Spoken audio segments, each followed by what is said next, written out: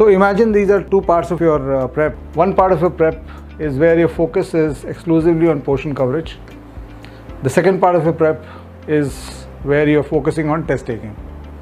And the test taking focus has to be triple. It's not just testing, it has to be test, analysis, followed by back to the drawing board on question types which are not working well for you, chapters which are not working well for you. And then you keep going back to the drawing board, and then you keep coming back to the testing. And if you want to take 40 tests and you need some time to go back to the drawing board and rework your knowledge on certain areas, so then you have to make sure that there is some time available for doing this.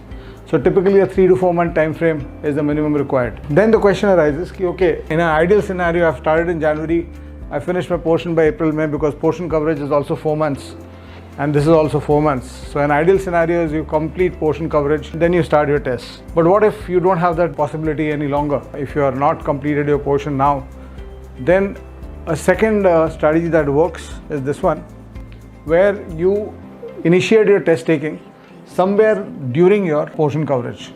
So that means you could typically start your test taking at around the 60% point of your portion coverage. So this is a strategy that works.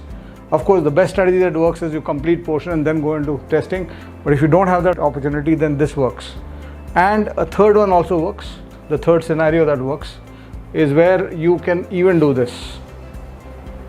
That means you initiate your test taking and your portion coverage parallelly. Keep going into the test, keep finding what your weak areas are and prioritize the weak areas in your work.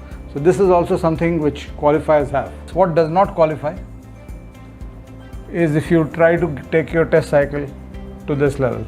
If you do that, you're sure to not qualify because you'll never reach your optimal position in your tests.